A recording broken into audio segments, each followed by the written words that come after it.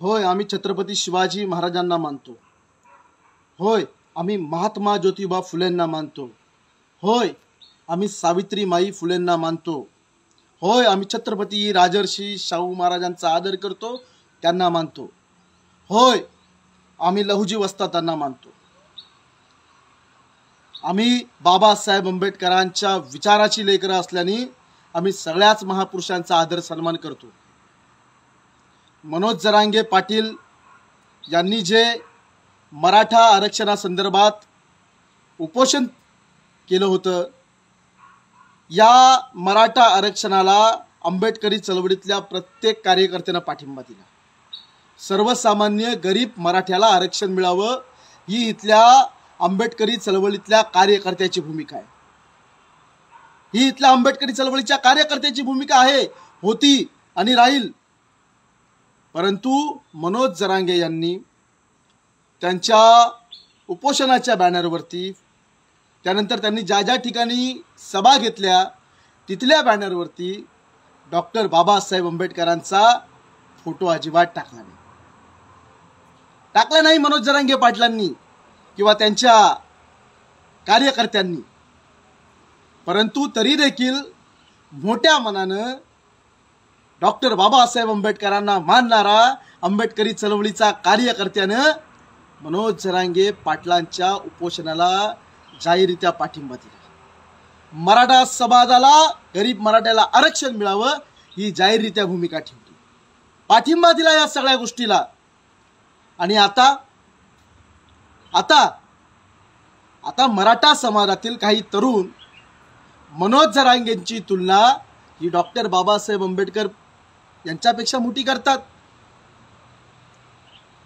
तुम्ही बॅनरवरती बाबासाहेबांचा फोटो नाही टाकलात तरी आम्ही मोठ्या मनानं, मराठा समाज हा आमचा भाऊ आहे, बंधू आहे, या विचारानं आम्ही मराठा समाजाच्या सोबत खंबीरपणे उभे राहिलो.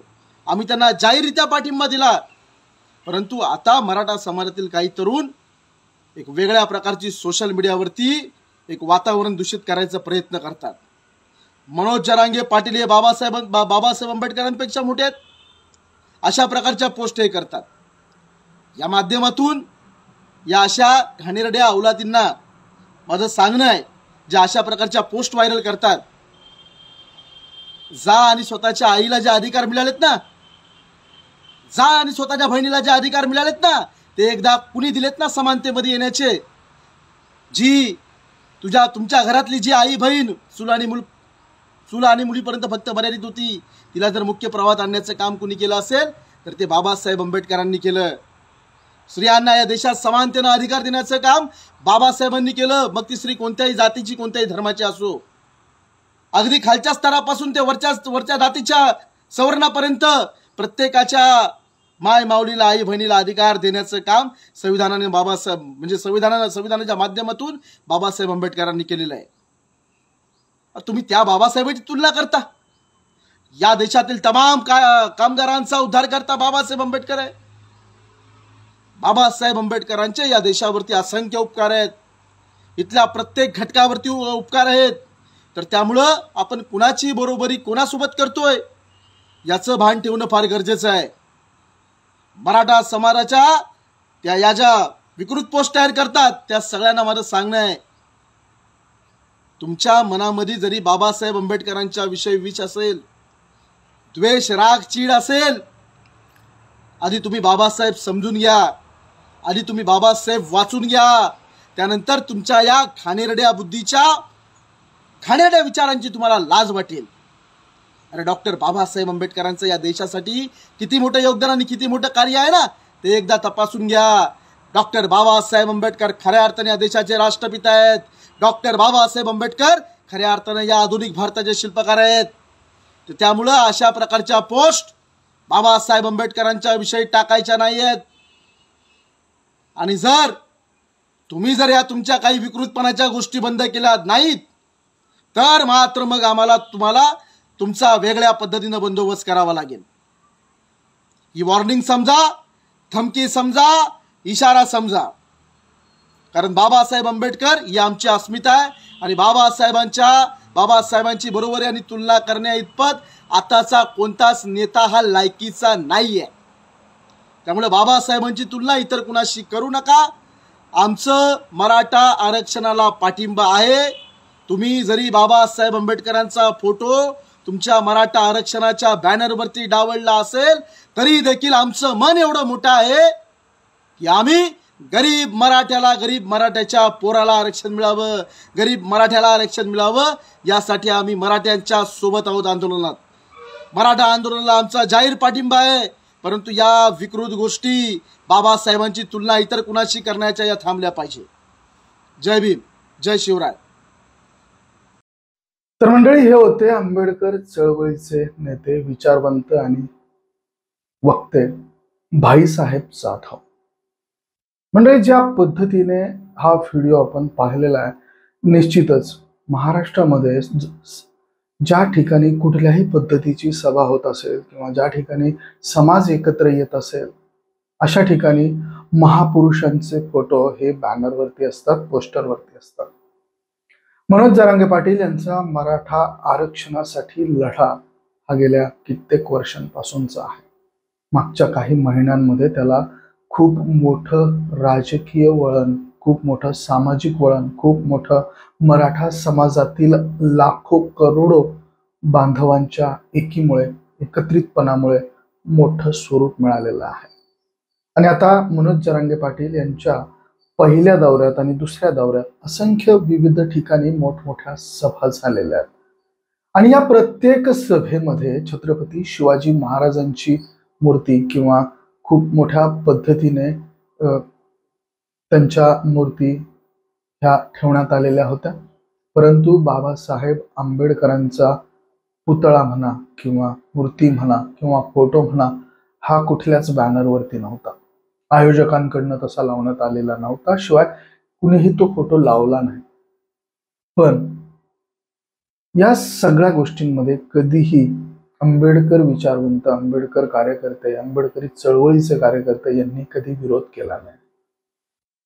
पण आता ज्या वेळेस मनोज जरांगे पाटील हे बाबासाहेबांपेक्षा मोठे असं काही लोक म्हणू लागले, त्यामुळे ह्या सगळ्या गोष्टींचा उद्रेक सुरू झाला आणि हा व्हिडिओ भाईसाहेब जाधव यांचा आपण पाहिलेला आहे.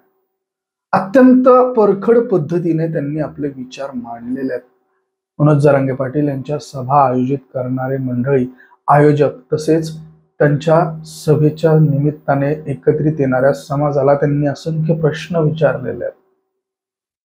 मराठा समाज हा आमच्या सोबतच आहे, आम्ही त्यांच्या आंदोलनाला सोबतच आहोत, परंतु ज्या पद्धतीने ज्यांनी आरक्षण दिलं, ज्यांच्या घटनेमुळे हे आरक्षण आपल्याला मिळालं, त्यांचा साधा उल्लेखही कधी होत नाही.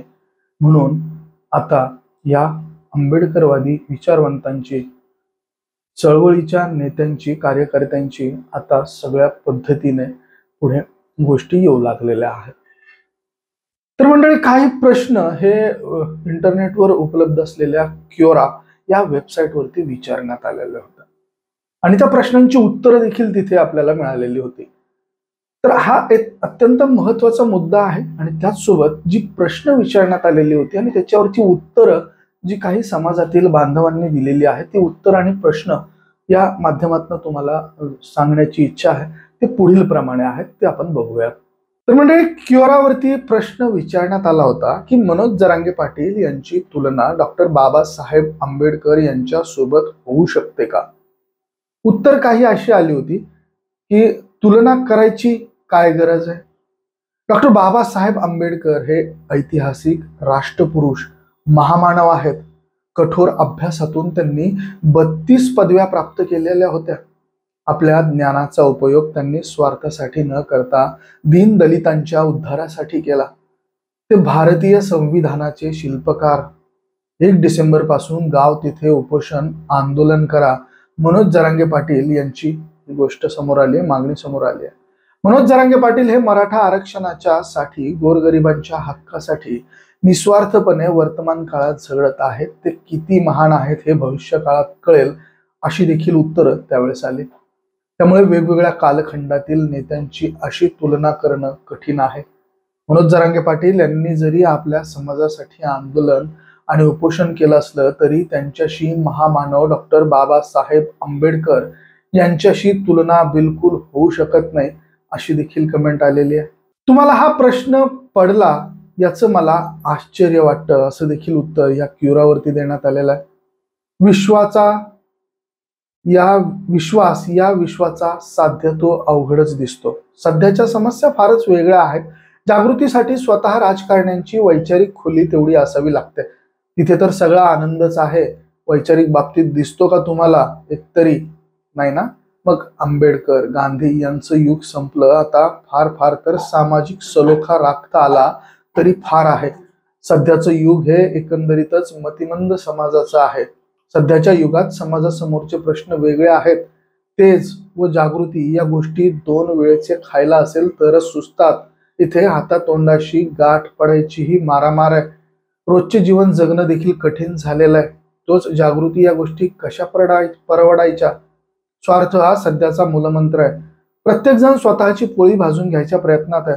त्यांना अपेक्षित तेज व जागृती ही समाजाच्या वैचारिक बैठकीत होती, पण सध्या जाती आणि धार्मिक तेढ आपल्या पूर्ण तारुण्यात आहे. कुणी कुणाचं ऐकून घ्यायला तयार नाहीये. सगळ्यांच्या मनात एकमेकांबद्दलची असुरक्षिततेची भावना आहे. धार्मिक तेढ संपेल की लोक जातीय तेढीवर हमरातुमरीवर येतील. सध्याचं युग जगभरात हिंसाचाराचं आहे. जागृतीसाठी थोडे शांततेचे धीराने घेणारे मवाळ लोक लागतात. इथे तर प्रत्येक जण एकमेकांच्या जीवावरच उठलाय. सर्व उत्क्रांत सजीव हे एकमेकांना घाबरत आहेत, एकमेकांना नष्ट करू पाहतात. जरी ते एकाच प्रजातीचे असले तरी लोकांची जमत नाहीयेत, नोकरी लागत नाहीयेत. अशा परिस्थितीत आपण कुठले तेज आणि जागृती करणार आहोत? सगळ्यात महत्वाचं राष्ट्रप्रेम आहे. चीन, जपान यांच्यासारख्या सगळ्यांची मनं बांधली गेलेली आहे, तरच ते जागृती वगैरे गोष्टी शक्य होतात. विखुरलेल्या समाजात हे कसं शक्य आहे? तेज व जागृतीसाठी जातीय आणि धार्मिक तेढ संपुष्टात यायला पाहिजे, तरच सगळ्यांची दिशा एक होते.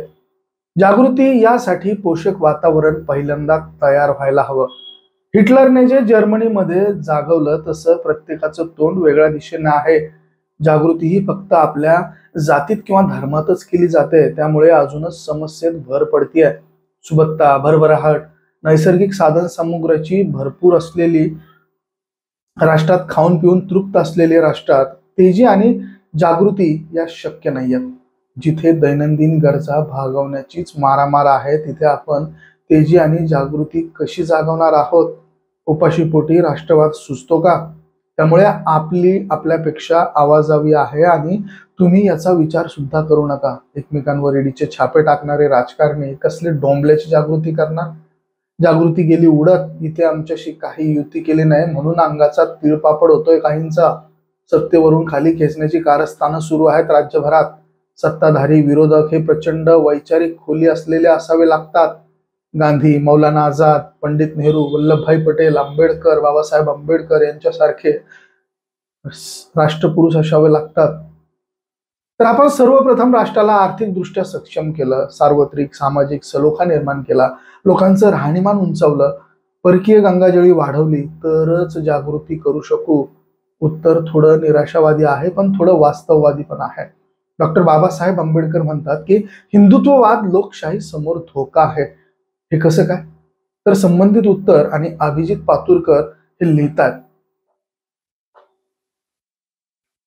तर मंडळी, पुढचा प्रश्न असा विचारण्यात आलेला होता की माझ्या मते डॉक्टर बाबासाहेब आंबेडकर यांचा हिंदुत्वाला विरोध नव्हता आणि त्यांच्या मते हिंदुत्वापासून लोकशाहीला धोका सुद्धा नव्हता. त्यांचा विरोध हा हिंदूमध्ये असलेल्या रूढी, परंपरा व चुकीच्या प्रथांना होता. आणि ह्याच प्रथा, रूढी व परंपरा ह्या लोकशाहीला घातक आहे असं त्यांचं म्हणणं होतं. लोकशाही मजबूत करायची असेल तर असल्या फुटकळ रूढी व परंपरा यांचा हिंदू धर्माने त्याग केला पाहिजे आणि त्याग करावाच लागेल असं त्यांचं म्हणणं होतं. ज्या रूढी परंपरा माणसांमध्ये भेद करतात त्याने समाजाचं कधीही भलं होऊ शकत नाही असा त्यांचा विचार होता. कारण त्या काळात अस्पृश्यांना जनावरांपेक्षाही हीन दर्जाची वागणूक दिली जात होती. पशूंचा स्पर्श चालत होता, मात्र मनुष्याचा स्पर्श हा अपमानजनक वाटत होता. तसंच त्या काळी हिंदू धर्मात श्रेष्ठ मानल्या जाणाऱ्या मनुस्मृतीमध्ये ज्या गोष्टी लिहून ठेवल्या होत्या, ज्याच्या आधारावर अस्पृश्यांवरती अत्याचार होत होते, त्या मनुस्मृतीला डॉक्टर बाबासाहेब आंबेडकरांचा विरोध होता. अमुक एक गोष्ट अमुक एक विशिष्ट जातीच्याच लोकांनी करावी, इतरांनी ती निषिद्ध राहील, मग कितीही पात्रता असली तरी असल्या विचारांना त्यांचा कडक विरोध होता. ज्या तळ्यावरील पाणी पिऊन जनावरं पाणी पिऊ शकतात, सर्व जीवजंतू ते पाणी पिऊ शकतात, ते पाणी मनुष्य पिऊ शकत नाही का? तर अस्पृश्य आहेत म्हणून. तर असल्या रूढी परंपरांनी या देशाची लोकशाही कधीही बळकट होऊ शकत नाही, असा युक्तिवाद डॉक्टर बाबासाहेब आंबेडकरांनी केला होता. अस्पृश्य सुद्धा माणसंच आहेत, त्यांनाही इतरांप्रमाणे जगण्याचा, सन्मानाने जगण्याचा अधिकार आहे. या देशातील संसाधनावर त्यांचाही समान अधिकार आहे. हे तत्व जो धर्म मानत नसेल तर त्या धर्माने देशातील लोकशाही जिवंत राहू शकत नाही, असं डॉक्टर बाबासाहेब आंबेडकर यांचं म्हणणं होतं. डॉक्टर बाबासाहेब आंबेडकर यांचा हिंदू धर्म किंवा हिंदुत्वाला विरोध नव्हता, तर त्यातील जुनाट रूढी परंपरा, अंधश्रद्धा यावर त्यांचा आक्षेप होता. डॉक्टर बाबासाहेब आंबेडकर यांना भारतीय घटनेचे शिल्पकार असं पहिल्यांदा कोणी म्हटलं? तर संबंधित ज्यांनी हे पोस्ट केली आहे, गौतम ननावरेसाठी सांगतायत की 15 जुलै 1947 रोजी ब्रिटिश लोकसभेने हिंदी स्वातंत्र्याचा ठराव स्वीकृत केला आणि भारतीय घटना समिती सार्वभौम झाली. आरंभी घटना समिती ही अखंड देशासाठी होती, पण बंगालची फाळणी झाली. या फाळणीमुळे गठीत केलेल्या घटना समितीमधील काही सभासदांच्या जागा कमी झाल्या. त्यात बाबासाहेब आंबेडकर यांचं नावही होतं.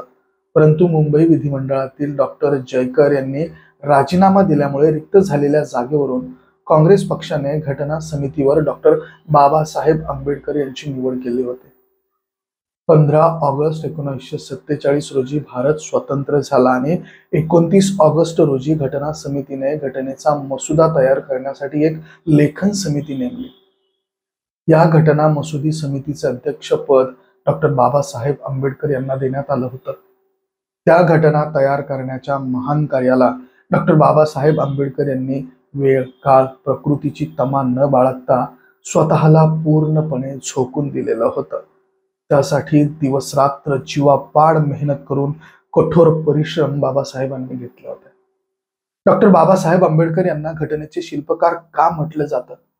तर घटनेचा मसुदा तयार करण्यासाठी नेमलेल्या लेखन समितीने यामध्ये एकूण 7 सदस्य होते. त्यातील एक सभासद हे टी कृष्णम्माचारी यांनी घटना समिती 5 नोव्हेंबर 1948 रोजी केलेल्या भाषणावरून कल्पना येते की कृष्णम्माचारी म्हणाले होते की सभागृहाला कदाचित माहीत असेल की आपण निवडलेल्या 7 सभासदांपैकी एकाने राजीनामा दिलाय, त्याची जागा रिकामीच राहिली. एक अमेरिकेला गेले, त्याची जागा तशीच आहे. 4था सभासद संस्थानिकांच्या संबंधात कामात गुंतलेले राहिले, त्यामुळे ते सभासद असूनही नसल्यासारखेच आहेत. 1-2 सभासद दिल्लीपासून दूर होते, त्यांची प्रकृती बिघडल्यामुळे ते उपस्थित राहू शकले नाहीत. शेवटी असं झालं की घटना तयार करण्याचा सर्व भार एकट्या डॉक्टर बाबासाहेब आंबेडकर यांच्यावर पडला. अशा स्थितीत त्यांनी ज्या पद्धतीने ते काम पार पाडलं ते निसंशय आदरास पात्र आहे. अशा या अडचणीतून सुद्धा मार्ग काढून त्यांनी हे कार्य पूर्ण केलं, त्याबद्दल आपण त्यांचे सदैव ऋणी राहू असं मी निश्चितपणे तुम्हाला सांगतो, असं ते म्हणाले होते. घटना लेखन समितीच्या बैठकीत अनेक वेळा डॉक्टर बाबासाहेब आंबेडकर व त्यांचे कार्यवाह असे दोघेच उपस्थित असायचे. हे देखील त्यांनी यावेळेस आवर्जून सांगितलं होतं.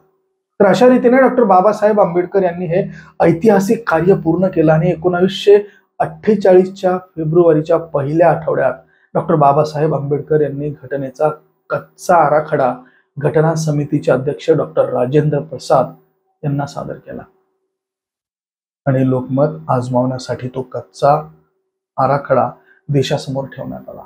ऑगस्ट 1947 पासून डॉक्टर बाबासाहेब आंबेडकर यांची प्रकृती खालावत गेली, तरीही घटनेचं काम त्यांनी पार पाडलं. त्यांची प्रकृती अधिकच ढासळल्यामुळे त्यांना आता सक्तीच्या विश्रांतीची आवश्यकता होती. घटनेचा कच्चा मसुदा लोकांच्या समोर 6 महिने ठेवल्यानंतर 4 नोव्हेंबर 1948 रोजी डॉक्टर बाबासाहेब आंबेडकर यांनी तो मसुदा घटना समितीसमोर ठेवला. या विस्तृत दस्तऐवजात 315 कलम आणि 8 परिशिष्ट होती. ती आकर्षक, रम्य, दमदार आणि शैलीदार भाषण करीत डॉक्टर बाबासाहेब आंबेडकर यांनी घटना समितीसमोर मांडली. टीकाकारांचं या टीकेला समर्पक उत्तरं दिली. आपल्या प्रदीर्घ भाषणात घटनेची अनेक वैशिष्ट्ये नमूद करून शेवटी ते म्हणाले की घटनेप्रमाणे जर गोष्टी सुरळीत चालल्या नाहीत तर तो दोष घटनेचा नसून मनुष्य समाजातील अधमपणाचा आहे. म्हणजे हा इतका विस्तृत असा, आणखी बाबासाहेबांच्या बद्दल सांगायचं बोलायचं झालं तर दिवस नाही, रात्र नाही, वर्षानुवर्ष कमी पडतील इतकं महान कार्य डॉक्टर बाबासाहेब आंबेडकरांचं आहे. समाजासाठीचं त्यांचं खूप मोठं कार्य आहे. आणि अशा वेळेस जर आपण आपल्या महापुरुषांचे, राष्ट्रपुरुषांचे साधे फोटोही आपल्या ठिकाणी, आपल्या सभेच्या ठिकाणी, आपल्या जमावाच्या ठिकाणी वापरत नसू तर निश्चितच हे निंदनीय आहे. यावरची ही झालेली पोस्ट आणि काही बाबासाहेबांच्या कार्याविषयाची माहिती तुम्हाला कशी वाटली आम्हाला कमेंट करून नक्की कळवा. हा व्हिडिओ आवडला असेल तर निश्चितच शेअर जरूर करा. धन्यवाद.